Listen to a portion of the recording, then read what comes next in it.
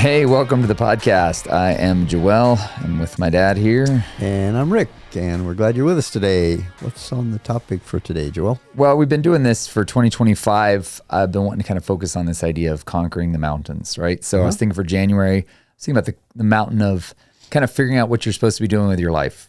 Vision, calling is what I want to talk about today. Okay. In February, I wanted to talk about some of the mountains we face in our relationships. Okay. So I've been mapping it out. I'm really trying to map out the things that people are asking questions about on the podcast here. So if you do have a question, feel free to send that to us. We may make a whole month out of the episodes.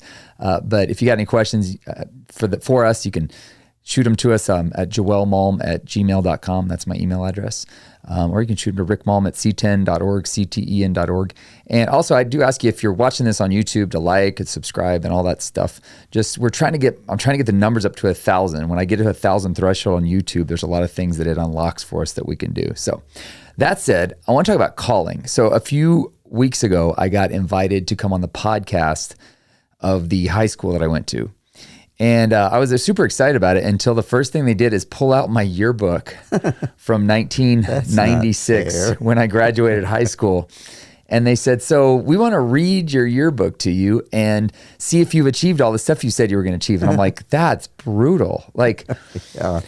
So it was interesting because they read it and I realized one of the things I want to be was a DJ. Yeah. Now, we didn't have podcasts back in the day, but I'm like, I guess I'm kind of a talk show host with you here, right? Yeah. Good enough for me. Let's check that box off. Move on to something else. And it said I wanted to be a musician. Interestingly enough, the end of January, I'm going to be releasing my first song. It'll be available on Spotify, on all the places you can get music. And I've got a bunch of them I'm going to be releasing over the year. So I'm going back around to this music thing. Well, that worked great for a shameless self-promotion on that one. That was good. Yeah. When you get 47, it all ties together, right? Yeah. So I'm 47 now. But I started thinking, I was like, okay, so it's interesting that I did a lot of those things that I wanted to do, but they didn't look like what I thought I wanted them to look like. Yeah. And that's where I think this idea of calling comes in. I think when we're young, we want kids to have a vision for their lives. I was always like, I just couldn't believe it when friends of mine didn't know what they wanted to do. But I remember growing up, you were always like, I'm not morally concerned about what you do, Joel, as much as who you're following and who you're becoming. And at the time, I was like, whatever. Yeah. You have not been particularly one who's been on this quest to find your calling. I think there are some personality types that are very driven to find, what am I put on earth to do? But maybe it's your personality type in general. You've never been that driven by that, right? Well, yeah, because I don't really think that calling has to do with what your vocation is. I think the calling is to follow Christ and serve Him with all your heart, whatever you're doing. And that's what I used to tell you growing up. You know, I mean, I don't care what you do. I don't care if as long as it's legal. Which it was. Moral. I mean, it was low pressure, right? I hear a lot of people that their parents put a lot of pressure. It was low pressure, but sometimes I'd always be like, I need to know what to do. But it's kind of low pressure, but on the other hand, it's the highest pressure of all. Serve God with all your heart. I mean, that's quite a bit of pressure. None of us live up to that. All right, so let's get this out of the way because I know that's the Sunday school answer. Your calling is to serve Jesus with your whole heart. Well, it is. Now, what does that look like specifically particular individuals? Because I think that Ephesians 2:8-10, for it's by grace you've been saved through faith. This is not of yourselves. It's a gift of God, not by works, so that nobody can boast. For we are His workmanship created in Christ Jesus for good works, which the Father prepared beforehand that you should walk in them. You have had some gifts placed in you from God that were put there for a specific reason. You have a specific mission here on earth, something to accomplish, and your personality and your past experiences kind of all combined together, I believe, to give you that sense of calling. Okay. So do you think it's primarily your responsibility to find that? Or do you think it's primarily your responsibility to follow Him and He'll lead you to it? I think it's your responsibility to find it. I don't. How come Jesus says, seek and you shall find? I'm not sure He was talking about that. I think He was talking about that and everything. Okay. If you seek it, you will find it. But if you're not seeking... Well, okay, we're going to battle scriptures here because it also says, whatsoever you find to do, do it with your whole heart. So it's like, I believe God's going to lead you to these opportunities. Right. And whatever that opportunity might be. Like, for instance, this was your big goal. You were going to get this job. You couldn't get those jobs that you wanted. In fact, the only jobs you could get when you first started was ones that you absolutely abhorred, did not want to do. But it was what your hands found to do at the time. And so you did it. Hopefully you did it with your whole heart. And he who's faithful in small things will be given larger things. Who's going to give you your own unless you're faithful of that which is someone else's? And so a lot of these is just being faithful of whatever your hands find to do. And you're going to find and again, you can do this with a slothful attitude, or you can do it with a God. I want the best you have for my life. If this is the best I can do right now, then that's what I'll do. I'm going to have to disagree with you on this, You're going Dad. to be terribly frustrated if you're saying, I feel called to be a lawyer. Well, okay, that's all right. And go to law school and do those things. Okay, but that's the difference. You're saying I feel called to a job, right? Yes. Isn't that what you're saying? No. I'm saying called to a specific, bring something to the world. Now, you could do that as a lawyer. For example, I feel called to inspire people to live with wisdom and stop unnecessary suffering. Okay. Now, you found that, though, by just doing what was left before you, and then all of a sudden, this seems to be what I'm doing. Which, okay, so we're saying the same thing, but that's what I'm saying. It's you have to do something. Yeah. It's not just going to go, and do it with your whole heart. You have to work, and I did so many different things that I'm like, that's not quite it. That's not quite it. And every once in a while, I do something, and I'm like, this is it right here. I've landed on it. But I've had to... It's a bunch of I wouldn't even call it false starts, and I wouldn't even call it failures. I would call it experimentation. Yeah. Where you get to a point where you go, okay, I don't want to be a radio DJ, because I used to, like, when I was 16, I'd play music on radio, and I thought that inspired people, blah, blah, blah. Mm-hmm. And I realized that's not what I want. I have a specific message I really want to share. I don't want to just play other people's music, right?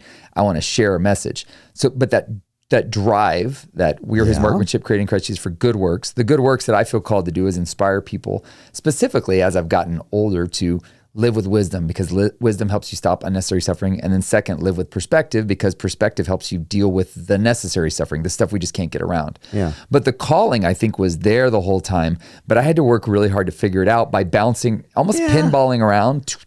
Yeah, exactly. And if you want to call it a calling, that's okay. But I think we are saying the same thing, because people want to go, if I take this spiritual gifts thing, and then your spiritual gifts will qualify you for this. I found the best way to find out your spiritual gift is just what you did. Pinball around. Try this. You go, I'm really bad at this. Try this. Try that. Whatever your hands find to do it with your whole heart. And then you get in there and you go, I'm really bad at this, even though I'm giving it my best. Let's try this. Let's try that. It's like Edison inventing the light bulb. You find 50,000 ways that don't work. And so you could say it's a calling, but I think if you're going to say it's a call it, then the best way to find it is just by trying whatever your hands find to do. Whatever's laid before you, what are the opportunities before you, go there and try it. Which, this is where I think where the seek and you will find thing comes in. Okay, if you want to call that seeking. Seeking is just, if it's interesting to you. There's a guy named Roy Williams. He calls himself the Wizard of Ads. And he's always like, follow the beagle. The beagle can pick up a scent.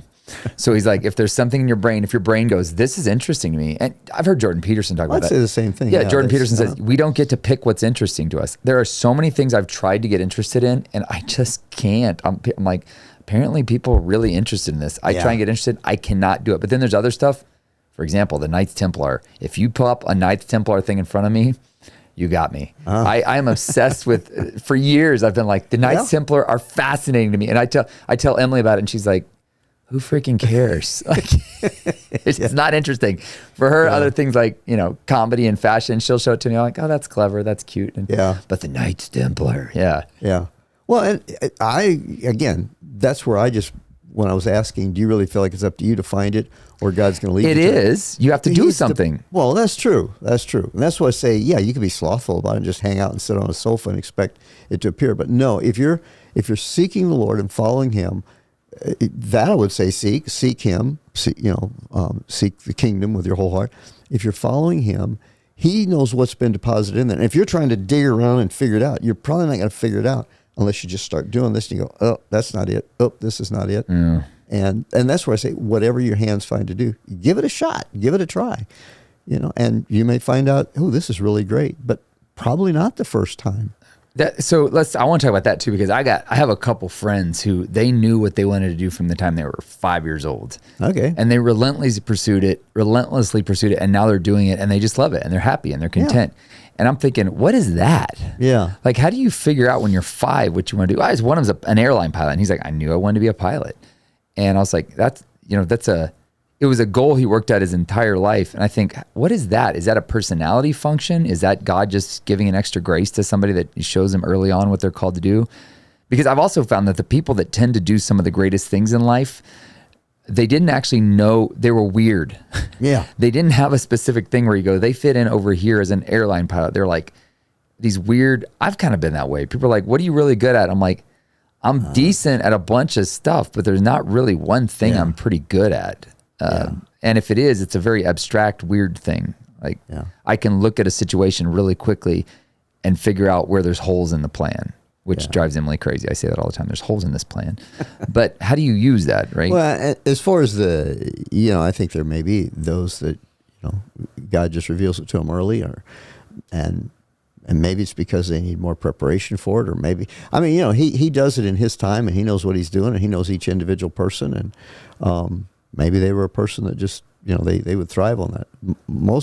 I think most of us, at least in my case, has always been just, try this, you try that, you go here, you go there, you find out I'm good in this area, I'm not good in that area. And some people are, I don't even know it's more insightful, because you're pretty checking yourself out and insightful and all that.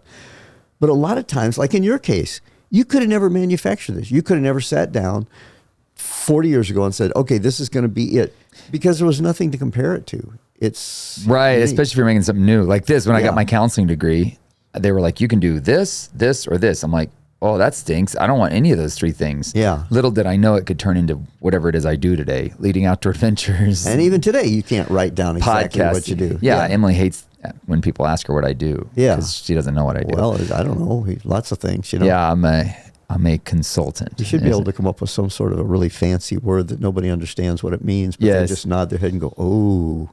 That's when you use those cool words. I'm a synergistic strategist that creates sustainable solutions. There you go. Yeah. So, okay, then we're saying the same thing. You're saying this idea of calling, and you just don't think about it as much. But you had a drive in you. I mean, when you started Commission Every Nation, you felt like God said, I want to reach the nations through you. That's quite a calling. I guess it is. It was given to Abraham first, and I just kind of piggybacked on it. Well, I think you're undercutting what you. Anyway. Yeah. But we're saying the same thing. But you started C10 when you were 40. So you had some experience under your belt of I'm pastoral. You've got the pastoral thing, but you were kind of a reluctant visionary. I always say that. You kind of very much so. You would have rather not taken on the responsibility. Yeah, I would much rather. I just like somebody else to take the lead and just tell me what to do, and I can do that, and then go home at 5 and not worry about it. I like that, but that's not what God had for me. Yeah. In fact, now this year He's telling me crank it up again, and I'm going, Lord, I'm like 70. When do I get to just kind of relax? And it's the same time Moses did when he climbed that hill to just disappear. Oh boy. Okay, so I guess I'm gonna keep running until I climb the hill to disappear. Well, and in that sense, throughout your life, you're finding your calling. I think because everything builds on another, and God doesn't waste anything. Right. So everything that has happened to you, everything you've learned, everything combined with your personality, everything you've learned about yourself, I think that's the biggest thing. Learning stuff about yourself and what you're good at and what you're not good at, and realizing. That's a start. But in my case, it's been learning how other people operate has been the thing that has led to whatever success. Because so I guess learning a little bit about myself as well, but learning how other people operate. In other words, okay, so why is that guy behaving that way, and what do I need to do to help him meet the next goal? What's going on in his life? And some of that comes by learning from yourself, because we're all, in many ways, we're very similar. In many ways, we're different. But when you see somebody that's, in other words, like when 2 + 2 = 6, you're missing some figures in there or something. So when you see somebody doing something that doesn't add up, you got to figure out, okay, what is it I'm missing in here? This guy is not nutty, he's not insane.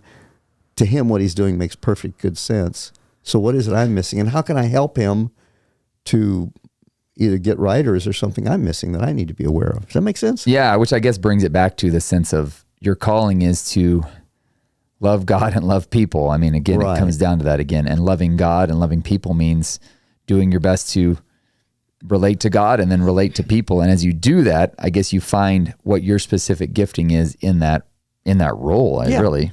And that's kind of really what I'm saying. I think I shy away from the word calling because so many people feels it's something that happens when you're in a service and, the pastor preaches you and all of a sudden you feel called to ministry, called to full-time mission service, or called to this, or you were out plowing in the field and you saw letters in the clouds in the sky and you knew Lord was calling you to do this. And I go, typically it's not that way. Yeah, that's true.